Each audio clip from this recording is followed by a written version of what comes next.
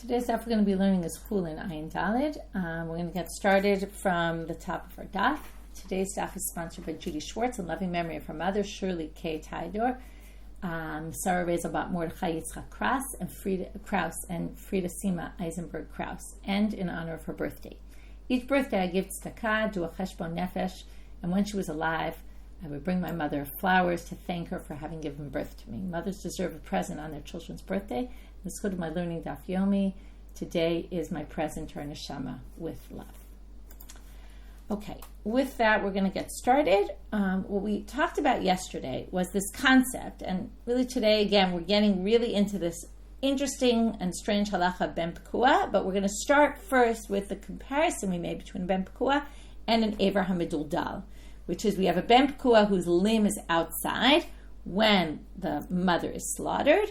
The limb is considered as if it was somewhat detached, right? And we have this machloket about whether it's like Ever min hachai, and then it would have tumah of nevela. That was Rabbi Meir in the Mishnah, versus the rabbis who don't view it as Ever min hachai, as if it was detached, and they say it's just like a treifa that's slaughtered, and it's like food that can't be eaten, but it was slaughtered, so it doesn't have impurity, or it has this level of impurity that's only relevant for, right? It'll get the rest of the ubar tameh if it was kodshim, if it was sacrificial items. Then we have this machloket Rabbi Yochanan and Rish Lakish about whether this applies, the same machloket about this limb that's outside. Do we view it as ever min hachai or not? Is it the same as slaughtering a regular animal with a limb that's hanging by a string, right? Almost detached. And that we said either Rish Lakish said it's the exact same machloket. Rabbi Yochanan said no. When it comes to the ever hamiduldal, we view this as, now, we then said, okay, so now there was this split between, in the ben pekua, we were only talking about slaughtering. Came Rabbi Yochanan and said we're going to differentiate between if the animal dies or if the animal is slaughtered. Okay, and those are the words mita oseh nipul, nipul meaning fallen. We view it as if it fell off already. If the animal is to die, it's actually a leniency somewhat. We're going to view that, well, it's a leniency and a stringency. We'll talk about both today. It's going to be viewed as if it was completely detached, which means ever min hachai. Now that's a certain leniency because meat that comes off of ever min hachai isn't impure. Ever min hachai is the same status as nevela, basically. It carries impurity. But not the meat that comes off the limb, because it's only when the limb is complete. So that's a bit of a leniency. Stringency is the ever min hachai is forbidden to non-Jews as well. So you can't, remember with nevela, we said you could sell it to a non-Jew, right? You can do something with it. You can't sell this to a non-Jew because it's forbidden for a non-Jew. That would be a lifnei iver. You're putting a stumbling block before someone, right? So you can't sell it to a non-Jew if it's ever min hachai. So it has a leniency and a stringency. But the point is that if the animal dies, that limb is considered detached. However, if the animal is slaughtered, again, we're not talking about a ben pekua now. We're not in the mother and the fetus. We're talking about a limb hanging off of an animal that's slaughtered. Ein shchita oseh nipul. It doesn't make it disconnected, which means that the shchita actually prevents it from becoming impure. Okay? And that would be, and then there's no machloket there. Okay? So the machloket they have by the fetus, where Rabbi Meir says it's a nevela, he would agree here. That's what Rabbi Yochanan says. And that's the opinion that we were within and really discussing. And now we're going to have a statement of Rav Yosef. Okay, and then Rav Yosef is going to come and quote Rav. So that was Rabbi Yochanan. Now we're going to quote Rav, which at first glance maybe is contradicting. We're not sure, but soon we're going to clarify what this is talking about. Yativ Rav Yosef kamei to Rav Huna. So Rav Yosef is sitting in front of Rav Huna, v'yativ v'kamar, and he says the following statement: "Amar Rav Yehuda, Amar Rav. Rav Yehuda told me, or I heard in the name of Rav Yehuda, who quoted Rav as saying, Achalo lezeh lokeh. If you eat this limb that's hanging, you get lashes." Now, he didn't say whether it was slaughtered or died on its own, okay? He just says you get lashes, which sounds like we view a limb that's hanging as ever min hachai, okay? Without getting into what case. Amar lu ahume Rabbanan, so then some other person hears this and says, Lo titzitule, don't listen to him. Because hachi amar Rav Yitzchak bar Shmuel bar Marta mishmei de Rav. I heard somebody else quoting Rav as saying, Achalo lezeh eino lokeh. If you eat this ever hamiduldal, you don't get lashes. We don't view this as ever min hachai. So Marlu Rav Huna Ana Naman Nismoch. So Rav Huna said, who am I supposed to rely on? Rav Yosef quoted this. This other student quoted a different thing. two contradictory statements of Rav. Where does that leave me? Drina Rav Yosef la'ape. Rav Yosef got very angry at Rav Huna. He turned his face away. That means, I'm offended. Amar le, my kushya. He said, why do you think there's a contradiction here? This isn't a contradiction. Ki amar ana b'mita de oseh nipul. Ki amar iu b'shchita de eino oseh nipul. And he said very simply, we were each talking about different situations of an Evra Meduldal. He was talking about shchita, right? Shchita eino oseh nipul. Shchita doesn't make this. When you do shchita, it's not considered an Evra min hachai. It's considered covered by the shchita, which goes so far as to say before, in yesterday's sugya, we were talking about impurity. He goes so far as to say, then you can eat it. There's no prohibition to eat it because it's considered part of the animal. It was covered completely by the shchita. And when I was saying it, that you can't eat it, I was talking about if the animal dies. Because shchita oseh nipul, and this is Ever min hachai. Now, whether it's disconnected or not connected, either which way, you're going to be forbidden to eat it because the animal died. But his point was, you can't eat it mishum Ever min hachai. You're going to get lashes. When he said lashes, you're going to get lashes for Ever min hachai. Now, if we talked about what's the nafkamina, who cares whether it's nevela, whether it's Ever min hachai? So I already gave you a few differences. Rashi points out in this particular case, not in the impurity case, but in this case, where you're going to get lashes for something, you have to know which prohibition you're getting lashes for. Why? Well, in order to get lashes, someone has to warn you. Remember, we learned all about that? So when somebody warns you, Rashi points out, they have to know, is it Ever min hachai, are they telling you, or is it nevela? Right? You have to know what the warning is. Okay, so there's all ramifications about, again, Jew, non-Jew, right? Is Ever min hachai is also b'nei Noach? Also in impurity, there's going to be a difference if it's basar that comes from Ever min hachai, the basar that's cut off of that and is now distinct from the Ever won't have the impurity, whereas any meat of a nevela is definitely going to have impurity. So there's a bunch of differences. Okay, anyway, in the end, if you thought maybe Rav was saying something different than Rabbi Yochanan, he actually fits perfectly with Rabbi Yochanan. The mita oseh nipul, mita makes this a complete, this Ever Meduldal hanging off is a complete separate item. It's Ever min hachai, and shchita does not do that. Shchita, actually, we went so far as to say it even permits to eat the meat. Okay. Amar Rava. Now we want to know, Minaha milta d'amar Rabbana mita oseh nipul shchita eino oseh nipul. What is the source for this in the Torah? So, dichtiv, okay, so again, what we're looking for here is a differentiation between if an animal dies or if the animal is slaughtered and there's a limb hanging off.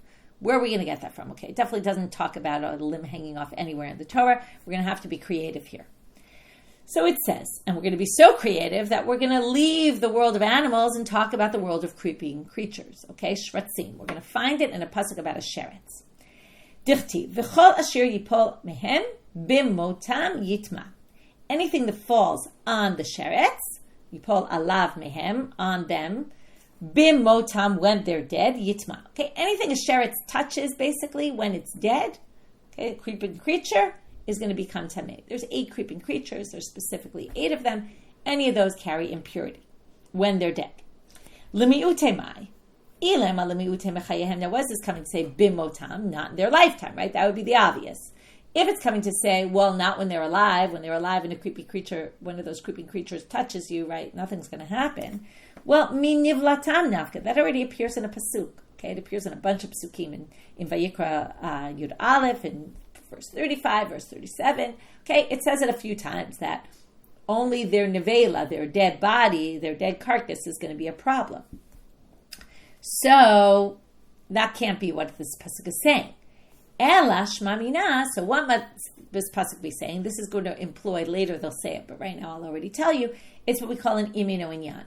If it doesn't mean this because it's so obvious, it must mean something else. So what is it going to tell you? When is it going to pass on impurity? Bimotam. What does that teach you? Mita oseh nipul ve'en shchita oseh nipul.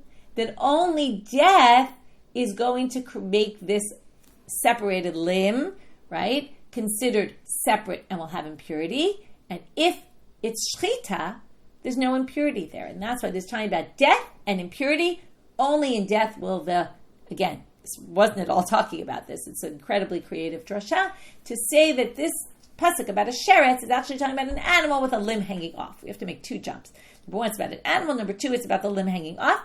And then you can at least derive that from the verse. Once you do those 2 jumps, B'motam, no, only in their death is there going to be impurity here. If it was slaughtered, there's not going to be impurity. And again, by the way, death here doesn't mean death as opposed to life. Death means death on its own rather than being slaughtered. It's a third kind of jump here.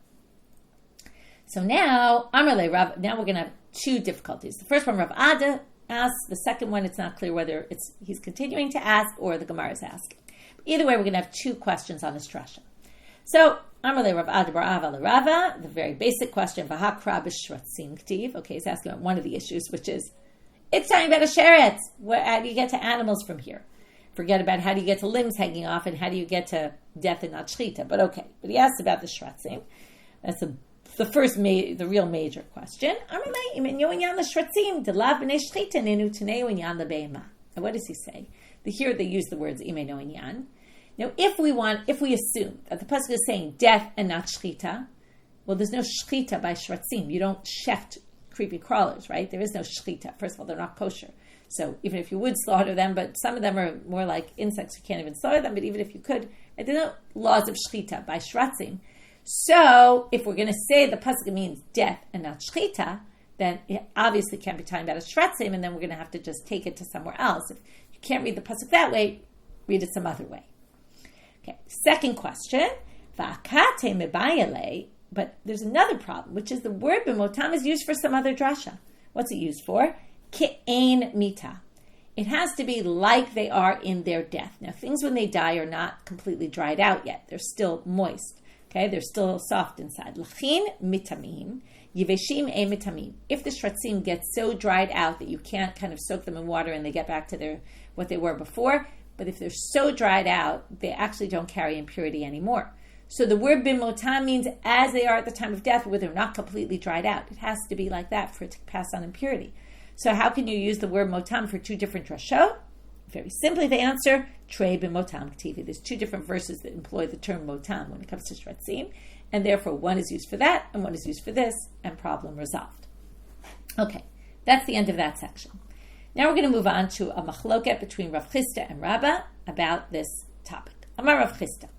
Now, this topic was specific. I shouldn't say really this topic. This topic was specifically a limb that's hanging off an animal, not relating to the fetus at all, right? Now we're going to go back to the Ben Pekua law, okay? The Ben Pekua law, which is, right, we have this machloket, Rabbi Meir and the rabbis.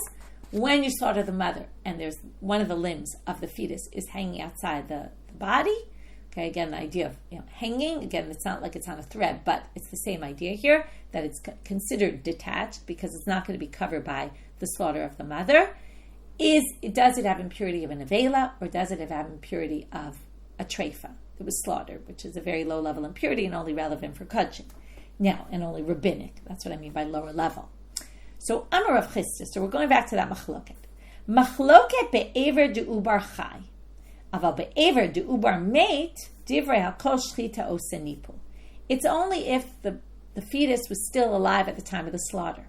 But if it was a limb of a dead fetus, when the mother was slaughtered, everyone agrees that the shchita disconnects. Okay, then once the animal's dead, we don't view this part that's outside as part of the animal. In which case, that would have the status of an ever min hachai. Okay, the limb that was hanging outside would definitely be an ever min hachai in that case. Okay, that's Rav Chisda.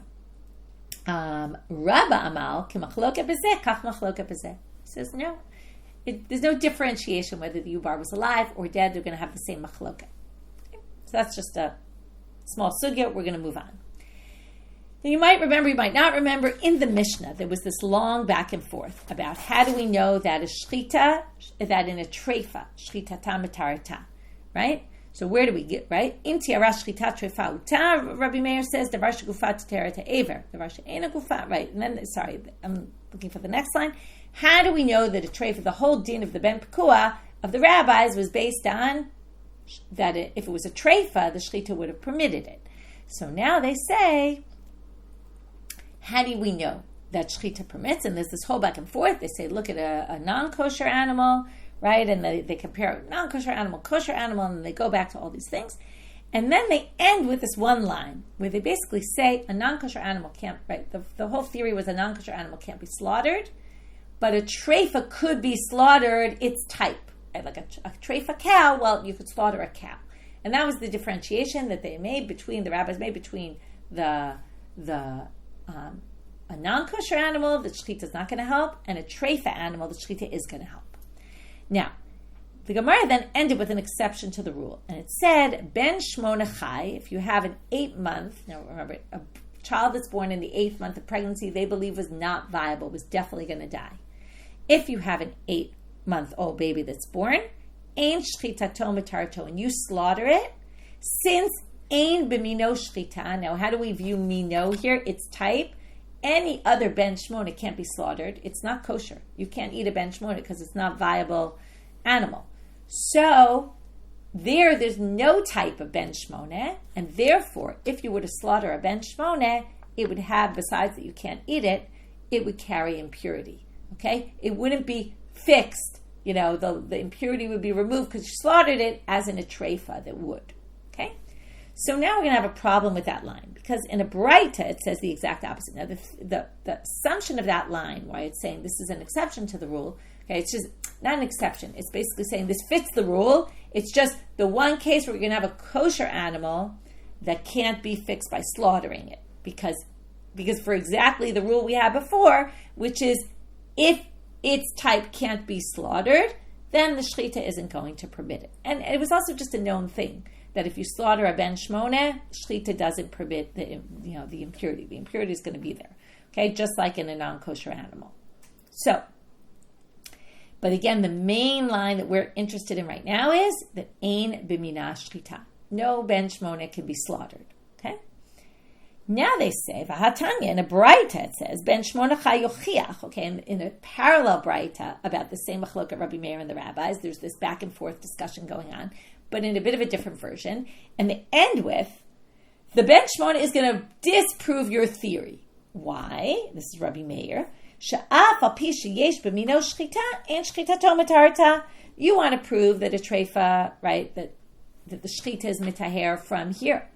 But you can't prove it because a ben shmona, its type can be slaughtered, okay, which is exactly against what our Mishnah said, and that's the line that's the problem. Its type can be slaughtered, and yet the shechita doesn't remove the impurity. So you see that this theory is out the window. Okay, it doesn't work to prove.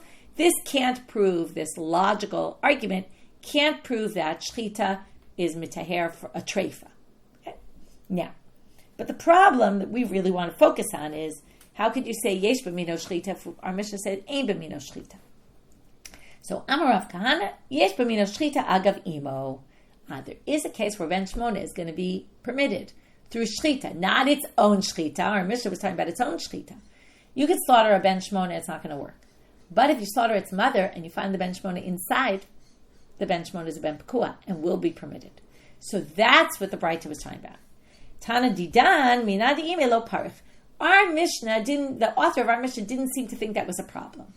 The author of our Mishnah seemed to think, okay, yes, it's true that there's a slaughter case where it could work, where it'll remove the impurity, but that's only through its mother, not slaughtering it. There is no case where you could slaughter a ben shmona itself and remove the impurity. And that's, or it just can't ever be slaughtered, right? It doesn't help to slaughter it. And that's why it's an exception to the rule. So in the end, each one's talking about a different thing. One's talking about slaughtering itself, and the Braita is talking about if you slaughter the mother, that actually permits. So there is a way that a ben shmona could be, you could remove the impurity through slaughtering. So now, lahai tana de parich. Now we just have to go back and say, wait, but that Braita, where in the end are they going to learn if they rejected this whole logical argument that our Mishnah had established about how we know that a treifa, shchitata mitarata, that the shchita removes the impurity, but in that Braita they end with this, by the way, is from a Midrash Halacha of the Torah Kohanim or Sifra, however you call it, and it's 2 names.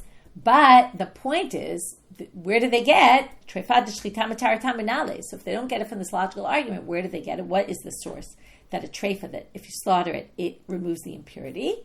Nafkalemi de Rav Yehuda Amar Rav. They get it from a different place, from the name of Rav Yehuda Amar Rav, the Amar Rav Yehuda Amar Rav, or Amre La B'Manita Tana. Some people say it was a Braita.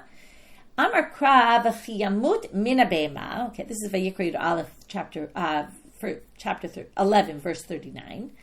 V'chiyamut mina be'ema asher hi lachem lo'ochla. When, okay, what is this? The simple reading of this pasuk is, when it dies, mina be'ema, from an animal, asher hi lachem lo'ochla. Remember that can be eaten by you. Darts this in some different ways, but okay. Let's just say kosher animal that dies. Hanogea b'nivlata yitma erev. If you touch the nevela, you will be impure. Okay, till the evening. Now, notice the words though. Min habema. Remember what we always do with the word min? Min always means some, but not all. And that's what they're going to say. This is talking about tuma nevela. We're now going to say it applies to some animals, not all animals. Which animals doesn't it apply to? Kosher animals that were treifas, that were slaughtered. Okay, that's the simple reading. Some animals do, some animals don't pass on impurity. Ezozo, which ones don't? Treifa sheshachta. Treifa that you slaughtered doesn't pass on impurity. Okay. By Rav Hoshaya. Rav Hoshaya now asks another question about this fetus. Now, again, how does Ben Pekua work? Okay, and now we're going to get into a big machloket that actually appears in the next Mishnah, but we'll get into it already now. Slaughter the mother, the fetus inside is permitted. However, there's a machloket Rabbi Meir and the rabbis about what if the fetus was 9 months old and ready to come out. Okay? Rabbi Meir says Din Ben Pekua does not apply. Because he says, this is a whole theory, we've had this in many situations, right? If it's ready to be cut from the ground, it's as if it's already cut. If it's ready to be coming out of the body, it's as if it's already out of the body. And the Ben Pekua does not apply to a 9 month old ready to come out fetus. Okay? The rabbis think, no, as long as it's in utero, doesn't matter what age it is, it's in utero, it's covered by the slaughter of the mother. But now Rav Shaya asks a different question, but we're going to say that his question goes both according to Rabbi Meir and according to the rabbis. The question is going to be different the way we ask it, but we'll see. What if Hoshitet Yadol Me'ebehema v'shachat ben tisha hachai mahu? Okay, let's start with the fact that we have a fetus inside. We didn't slaughter the mother. Somebody puts their hand inside the animal's womb, slaughters the animal, the fetus, inside the womb. Is that a valid shechita? Now, let's just think about it. Because the Gemara is now going to explain the question. It's going to say, Tibai l'Rabbi Meir v'Tibai l'Rabbanan. We can ask the question according to Rabbi Meir, we can ask the question according to the rabbis. But they only give the side that you wouldn't have expected. So we have to just think through the side you would have expected. So let's go one by one. Tibai l'Rabbi Meir. We can ask the question according to Rabbi Meir. Now, if Rabbi Meir says, we view this as if it's already out, then the obvious thought would be, according to Rabbi Meir, of course you can slaughter it, because the laws of Ben Pekua don't apply. Remember, what does Ben Pekua mean? If we slaughter the mother, it's as if the fetus was already slaughtered. So, if you don't say that, then what we said in Ben Pekua is then laws of slaughter don't really apply to this animal. Remember, you can't even slaughter it because it's already been slaughtered. So maybe even though the mother wasn't slaughtered, right, we might view according to the rabbis, let's just say for a minute because it'll make more sense to then contrast Rabbi Meir. According to the rabbis, you would say, look, this animal is not part of the laws of slaughtering right now, because the best way to slaughter this animal would be to slaughter the mother, and it covers the fetus, and maybe the fetus doesn't have laws of shechita yet till it comes out. But Rabbi Meir, it would be very obvious to say you slaughter it, because you would have to slaughter it if you slaughtered the mother, so of course you could slaughter it in utero. Now what would be the question then? Well, maybe when he says that a Ben Pekua needs shechita, if you slaughter the mother, you still need to slaughter the fetus. That's once the fetus comes out. Once we slaughter the mother and then take the fetus out, now we have to slaughter it. Now laws of slaughtering apply. But maybe slaughtering wouldn't work while it's still in utero. Or maybe we say according to the rabbis. Now again, according to the rabbis, what will we think? Maybe shechita doesn't apply, because it wouldn't apply if you slaughter the mother. You can't then slaughter the Ben Pekua. There's no laws of shechita, so maybe as it's in utero, it wouldn't work at all, shechita.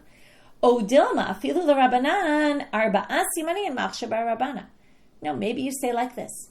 When it's in utero, you have 4 possible simanim, which is like really 2 options of how to deal with it.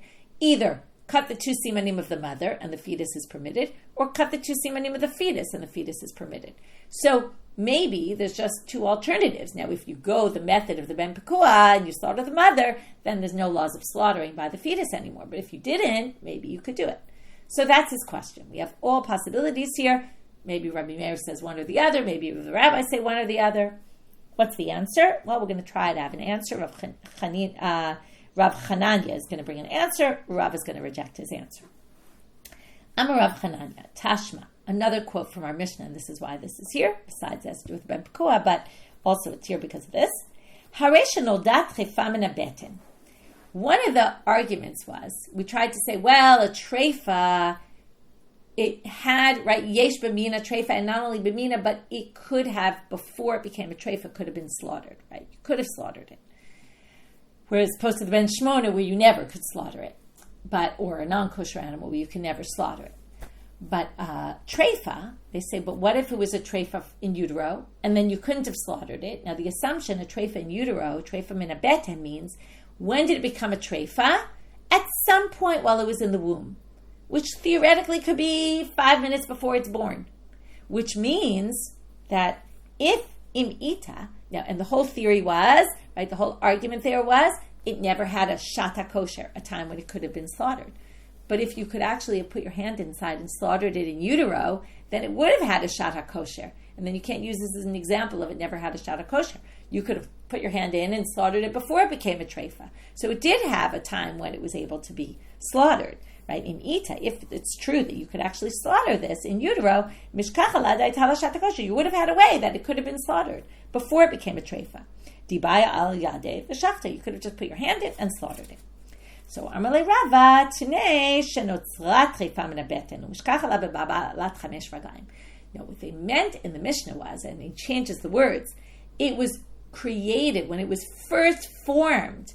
It already was a treifa. There was no shata kosher in that case, because let's say it was born with 5 legs. Okay, so that happens at the moment of that the vlad was formed from the very beginning, and that would be a case. Not it became a treifa 5 minutes before birth.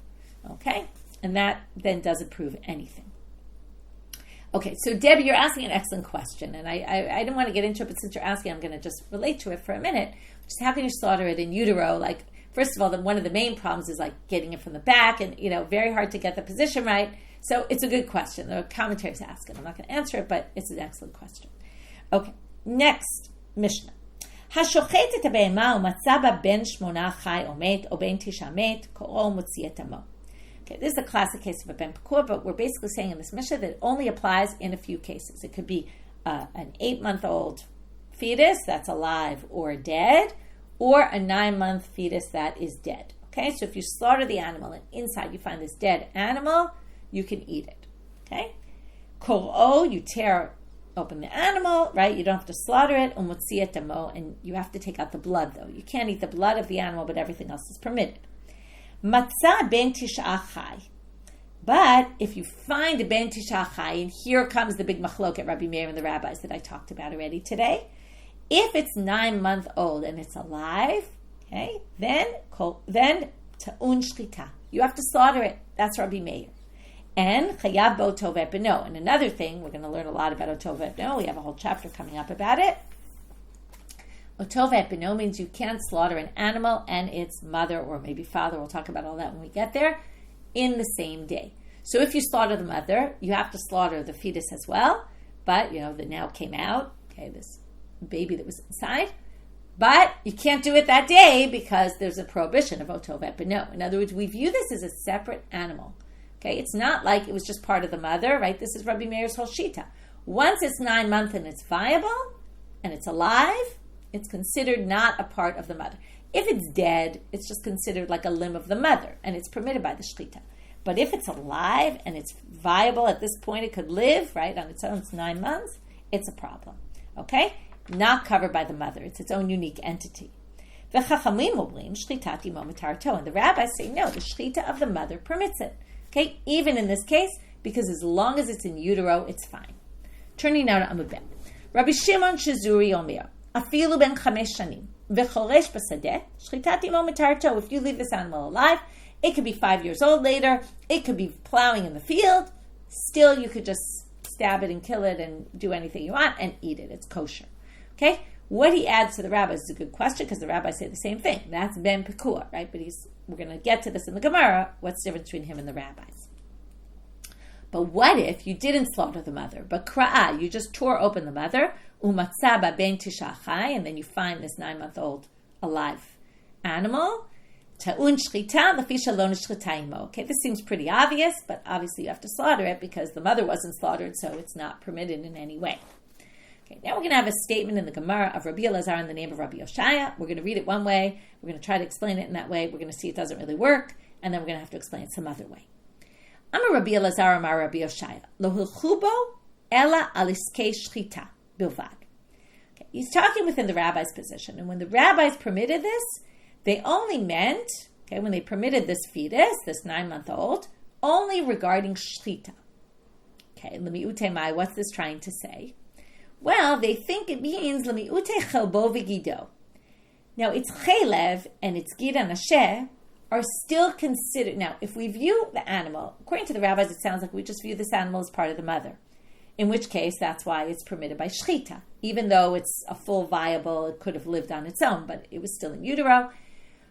If you're going to go that far, then you would think maybe that the chelev and the gid of that animal is permitted because it's not forbidden fats, because the whole thing is like one unique entity that's just a limb of the mother, right? We say ubar yerech imo. It's like it's just an extension of the mother. And then we don't view the gid and asher, the sciatic nerve, which we're going to also have a whole chapter about. In our Masechet, these are like lead-ins to the next few chapters. So it sounds like the chelev, which is normally forbidden, is permitted, and the gid is permitted. Okay, we're going to say now, so what they're saying here is no, don't think that. It's only for shchita, not for the gid and the chelev. The gid and the chelev are forbidden. It's considered as if it's own its separate animal for chelev and gid. And of course you can't eat the chelev, and of course you can't eat the gid, and everyone would agree with that.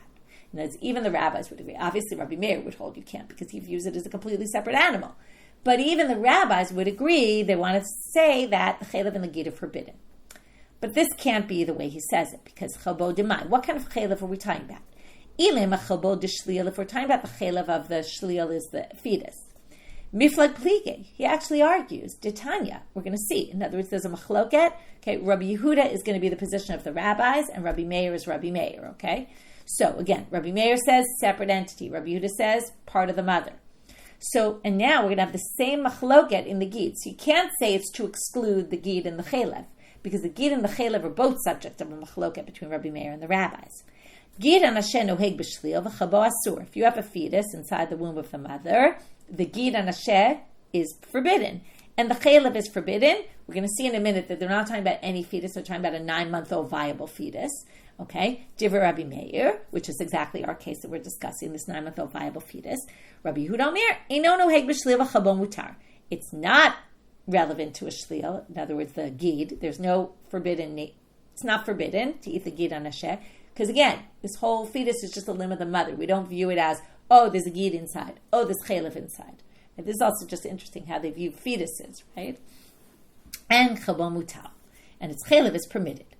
Amar Rabbi Elazar, Amar Rabbi Yoshaya, and he himself said about this, the same person who was talking a minute, from the beginning of the sugya here, machloket beben tisha hachai. The machloket here is when it's a 9-month-old viable fetus. So what do you see here? They argue about the gid, they argue about the chelev. So you can't say it's coming to exclude the chelev and the gid that everybody agrees that it's obviously forbidden, because it's not true. Rabbi Yehuda, who matches the rabbi's position, thinks it's forbidden. V'alach Rabbi Meir l'shitato, Rabbi Yehuda l'shitato, and they each fit perfectly with their approach in our Mishnah. Ela chelbo de gid miflag plige. If you want to say maybe chelev of the gid, maybe we're talking about the fat of the gid. Okay, there's fats that are forbidden, fats that are permitted. Maybe the fat of the gid and asher is what their machloket is about. Okay, but also they're miflag plige. They have the same machloket there. Detanya gid and asher mechatet acharav b'komakom shehu. When you get rid of the gid and asher, when you take it out, the sciatic nerve, you have to, we're going to get into all the gid and asher if you don't know so much about what it is, right? It comes from the fight Yaakov had with the malach, and then he hurt him in the gid and asher, so because of that, we can't eat the gid and asher. Anyway, we'll get to all that. But we're going to learn, this actually is quoted there as well in that chapter, you have to take out, according to Rav Meir, all the fat around it also. It's not just enough to cut off the sciatic nerve, but you have to dig down to get all the fat out.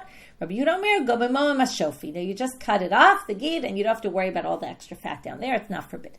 So you can't say it's time about the chaylev of the gid that everyone agrees with, because remember, what they say, l'm'utei chalbo v'gidon, maybe they meant the chaylev of the gid. But the chaylev of the gid, everyone, they argue about it. So can't say that. Okay, so we have to now go back to the beginning. Ela itmar hachi itmar. Must be, this is what he said. Amar Rabbi Elazar, Amar Rabbi Yoshaya, lo hilchu bo ela aliskei achila bilvad. What they meant to talk about was specifically in areas of eating this animal. Okay, the rabbis say, no problem, eat the animal without shchita. But in what way is this animal considered its own unique entity? Meaning, or not even its own unique entity, but again, Rabbi Yehuda will say, this is just considered part of the mother. It's got its own completely unique status. It's not really its own animal for the purposes of eating. You don't have to slaughter the animal. However, all other laws of animals, like for example, the mi'ute rov'o v'choleshbo. Okay, rov'o, there's two different interpretations, but we could go with the one that these two are kind of in the same area, which is they both have to do with kilayim. B'emtecha lo tarbiyah kilayim. Don't crossbreed animals. Okay, some people think it has to do with engaging in bestiality. Okay, which is also the word rov'o. It's used in both terms. The other is choleshbo. When you plow, same thing with kilayim, you can't mix a shor and a chamor together. So this animal is considered, whatever it was born to, it's considered that type of animal. It has all the laws of animals upon it. Why you would think it didn't is an interesting thought. But what they're saying is, don't think this ben pekuah has a unique status in other areas. It's a regular behemah for all intents and purposes, just not for the fact that you need to slaughter it. Okay, that's the end of that. Today we have a lot of disjointed sugyas, or I don't know, they're all kind of somewhat connected, but we just keep going from one to the other. Amar Rabbi Shimon ben Lakish, Lidivrei hamatir b'chalbo. Okay, now we just said that Rabbi Yehuda thinks it's just part of the mother, and the chaylev is permitted. Now chaylev and dam usually go together. So Rabbi Shimon ben Lakish says, Lidivrei hamatir b'chalbo, if you permit the chaylev, which is Rabbi Yehuda, matir b'damo, you permit its blood. Lidivrei ha'oser b'chalbo, oser b'damo. And Rabbi Meir says you can't eat the chaylev of this 9-month-old viable fetus, also says you can't eat the blood, right? And also once the mother was slaughtered, right? All this is forbidden. Rabbi Yochanan Amar, af the divrei matir b'chabo, ser b'damo. Rabbi Yochanan says no. Chaylev and dam are two different things. Chaylev is permitted, but Rabbi Yehuda is not going to allow the blood. And you might remember, what did the Mishnah say? You have to get rid of the blood. You can't eat the blood. So they're going to ask, Eiteve Rabbi Yochanan Rabbi Shimon ben Lakish, throws the Mishnah as difficult against Rish Lakish. Kor'o umotzi etamo. In the right, this ben tisha hachai that Rabbi Yehuda permits, he says, and as in the Mishnah, it's the rabbis, but it's really Rabbi Yehuda's position, says, if you find a ben tisha hachai, or a ben tisha mate, actually, it said it by, kor'o motzi etamo. Okay, in a case when a ben pekuah applies, okay, whether Rabbi Yehuda or Rabbi Meir, in this case everyone agrees with, you have to get rid of the blood.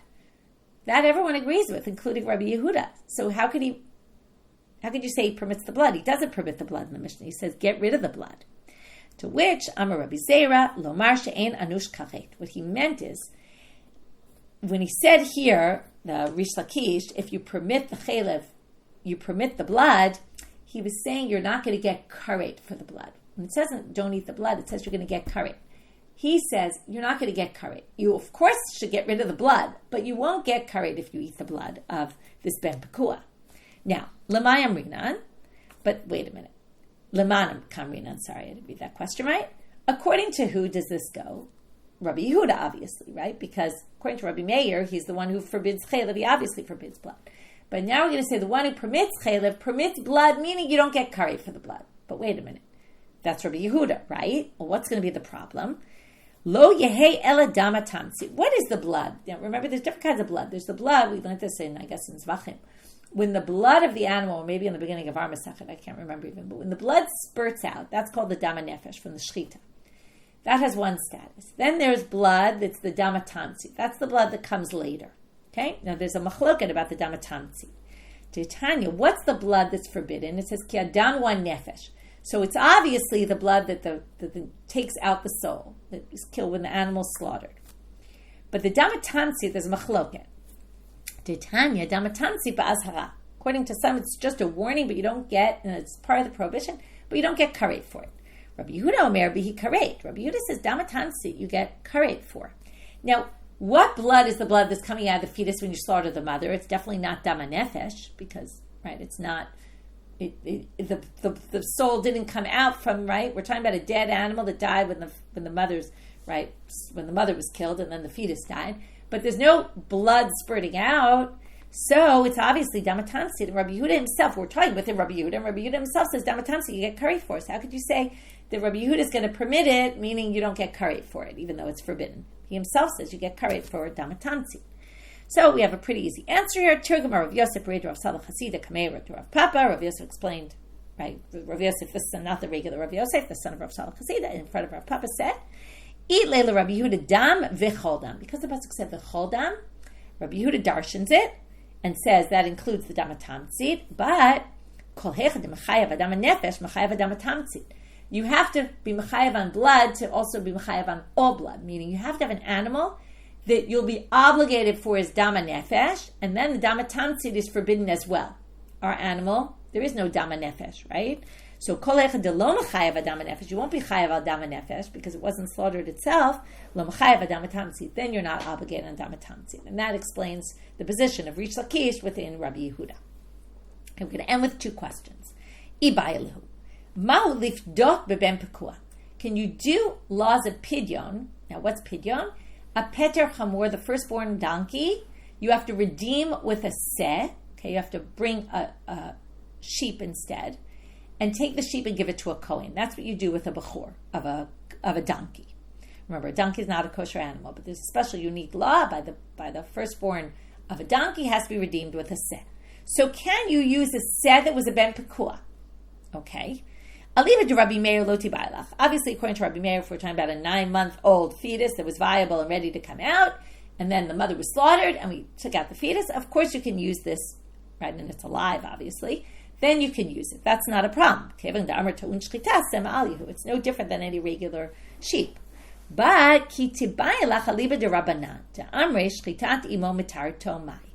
but according to the rabbis that say it's got a different status, there's no shchita for it, then what's the question, right? Then what? Do we say, since we say this doesn't need shchita, do we view this as if it's already slaughtered? No, if it's already slaughtered, it's kind of like dead, even though it's alive, right? We saw it could be plowing in fields when it's 5 years old. But it's like a dead animal, and you can't use it for the redemption. Or do we say, since it's running around, pouncing in the fields, it's a seh, and it works. So, Marzutra Amar, Ein Podim, Rav Ashi Amar Podim. Machloket, yes, no, okay. Marzutra said no. So, Amalei Rav Ashi and Marzutra, my da'atech, he starts to question. He says, what? Are you saying it's because the Gamar Seseh mi Psachim, maybe you darshan a Seseh from Psachim. Okay? Seh, it says you have to bring for a Pesach. Obviously, you can't bring this animal for a Korban Pesach. Okay, obviously, I say for different reasons. Rashi says it's because it wasn't born in a normal way. It says, whenever you bring a Korban, it has to be ki valed. If it's born C-section, you can't bring it as a korban. Obviously, it was born as a ben pekua. You slaughtered the mother, pulled out the fetus, right? It can't be brought as a korban, so not for a korban pesach either. Okay, Tosfot disagrees. Some people have issues with Rashi and Tosfot. We'll leave it at that. But assuming a seh like this can't be used for psachim, so then a seh like this can't be used for the peter chamor either, because they have the same word. Zera shava, learn one from the other. You say, wait a minute, if you're going to learn one from the other, then Pesach has all these criteria that don't apply to Peter Chamor. Okay, there's limitations. It has to be male for the Pesach, has to be within its first year. For seh, you could use a female. You can use, right, for the Peter Chamor, for the redemption of the donkey. You could use an older one. There's no rules. So we don't learn it from there. Now that's because tifdeh riba. That's because there's an inclusionary pasuk. It says tifdeh twice. Redeem anyway, any kind of animal. Okay. Then why don't we say any kind of seh, even a ben pekua? Say no. That's because im kain says semayahane. Well, then what's the gzera shava coming for? So this is your classic. Well, we have two words, right? One word, the seh, which basically means it has to be like the korban pesach, but another tifdeh, which says, well, not completely like the korban pesach. So we're going to exclude the ben pekua and include even if it's a female or older. The Gemara often then says, Mara'ita, why do you include this and exclude that? But for some reason they don't ask it here. Okay, last question for today, and this again goes to the nature of this fetus inside the mother. Ma'ulim nopo rishon v'sheni. If we view this as one entity, then if the mother becomes a rishon, Tatuma, right, let's say touches an avela, then does when she's dead, I guess, would the impurity pass on at the same level, or does it go down a level? Is it like the fetus is touching the mother, so the fetus becomes a sheni? Okay, so again, this all goes to, is this one entity within the mother, just part of the mother's body, or is it its own unique entity? So Rabbi Yochanan Amar Monim Barishon V'Sheni. Rabbi Shimon Lakish Amar Ein Monim Barishon V'Sheni. Rabbi Yochanan views this as one unit. Okay, two separate units. The mother becomes a rishon, the fetus becomes a sheni. Rabbi Shimon ben Lakish Amar Ein Monim Barishon V'Sheni. No. Naseh ke'egos hamitkashkesh b'kli pato. He makes a very interesting analogy. It's like a nut in its shell. You wouldn't say, the shell became a rishon, the nut now becomes a sheni. No, it's one unit. Likewise, this fetus within the body is one unit. So, Eitivei Rabbi Shimon ben Lakish to Rabbi Yochanan, he brings a difficulty. Each one's going to raise difficulty on the other. We're just going to do the first one for today because of time. Habasar magan nevela divrei Rabbi Meir, chachamim omrim magat trefa shchuta. So he says, remember now, the limb is out, it's touching the thing, right? Is it become a nevela, right? Is it a nevela or is it a trefa shchuta? That's how we started. Bishlama ledidi damina chagufahu. Hainu diit kasher bedama deime. Now, how does this ubar become impure? Doesn't an ubar need a liquid to come upon it to make it, once it becomes meat, right? When it dies, it becomes meat. Then it needs a liquid to come upon it to make it susceptible to impurity. What liquid came upon it? Now, if we view it as one with the mother, the mother was slaughtered, which means that this now, the blood of the mother didn't necessarily get on the fetus, but because it got on the fetus, the mother, it's as if it got on the fetus because it's all one and the same. So that, he says, works with me. But according to you, Rabbi Yochanan, that you view them as two separate entities, b'mayit kasher. What created the susceptibility to impurity that now we say that fetus, which has the arm that was separated, the arm basically makes the fetus impure? To which he has a good answer. Rabbi Shimon has an interesting, if you remember, the whole susceptibility and purity is all about it becoming something of importance, right? Significant. And how does it become significant? Well, when it's food, it's when water gets upon it. But what's an animal that's slaughtered, the slaughter itself makes the animal food. That already makes it susceptible to impurity because that already turned it into like a vessel. Same way you would finish a vessel, this is its Gemara Malacha, as we call it. Okay, with that we finish for today. We'll get to Rabbi Yochanan's question of Rish Lakish tomorrow. Okay, we had a lot of sections. It's late, I'll try to summarize quickly. We had the mita oseh nipul and shchita oseh nipul, and then we saw it in Rava as well. Then we said Rava brought a proof from it from the pasuk, from the Sheretz pasuk. Rav Chisda and Rava disagreed about whether the dispute between Rabbi Meir and the rabbis about whether shchita considers it a separate thing, is applied only when the fetus is alive or also when the fetus is dead. The whole thing about the emerged limb having impurity, shchita and nevela or shchuta, that's maybe not when the fetus is dead. Then we had the Mishnah with the 8th month, and then that contradicted the Braita with the 8th month, and then we distinguished that we answered that. Rav Shai asked about whether a live 9-month-old fetus could be slaughtered, both according to Rav Meir and according to the rabbis, which then led us to the Mishnah of the machloket between them about a 9-month-old. Is it considered a ben pekua or not? Rav Meir thinks it's not. And then we had this statement of Rabbi Elazar in the name of Rabbi Yoshaya about how, according to the rabbis, who said it is a ben pekua, but it's only for laws of ben pekua, not something else. We had to figure out what that not something else is. In the end, we said not specifically like it's a regular animal for tarbiyah kilayim, right, for all the kilayim issues. Then we have Rabbi Yochanan and Rish Lakish who disagree about the blood of a ben pekua, about whether it's permitted or not, right? If you say the chelev is permitted, which came up in that sugya of Rav Oshai, the chelev is permitted according to the rabbis and Rabbi Yehuda, but the blood would not be, or maybe the blood is as well. Okay, and then we had to figure that one out. It didn't work with our Mishnah. Then we had these two questions about whether you can use a firstborn donkey. Can it be redeemed with a said that's a ben pekua? We learned it from, right, the one who said no learned it from Pesach. And then the second question was, is it a separate unit when it's still in utero, right, to the mother for loss of impurity, and it becomes a sheni rather than the rishon, or is it just the same status, it's just considered part of the mother? And that, again, just leads to these questions about what is the status of a fetus inside the womb of its mother, which is a very fascinating question, especially for us as women. Okay, with that, we're going to finish for today. Wishing everyone a good day.